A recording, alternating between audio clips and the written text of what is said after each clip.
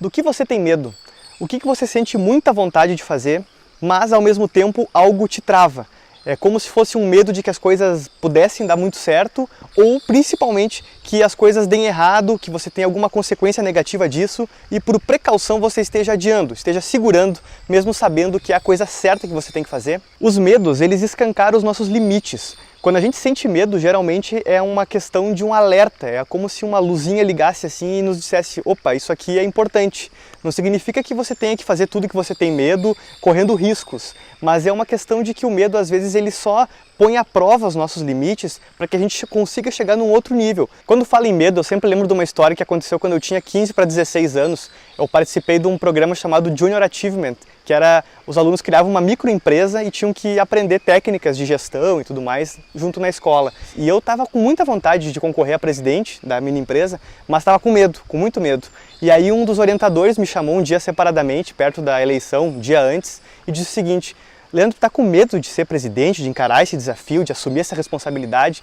E eu disse para ele: eu tô com medo. Na verdade é isso que tá mais me travando, assim. Então acho que o melhor é não fazer. Se eu tô com medo, não vai dar certo. E ele me disse uma coisa que eu lembro até hoje, que é que quando a gente tem medo, a gente deve fazer as coisas. E foi o que ele me disse: você está com medo? Eu disse: tô. Então vai lá e assume, vai lá e aceita. Porque o medo, ele é o sinal mais claro, é como se fosse um farol te mostrando onde você tem que ir. E pensando sobre isso, eu queria te propor uma ação, que é você queimar a sua ponte.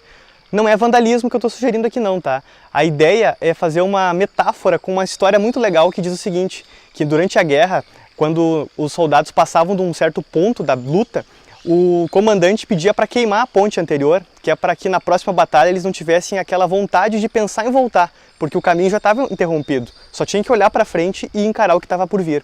E a gente tem que queimar as nossas pontes, né? E o desafio para você é o seguinte: pensar sobre qual é a ponte que hoje mais atrapalha você, aquela ponte que está te deixando travado, que não te põe para frente, ou que se você conseguisse queimar ela e olhar para frente, ela transformaria a sua vida em algo positivo, você daria um salto a mais de mudança.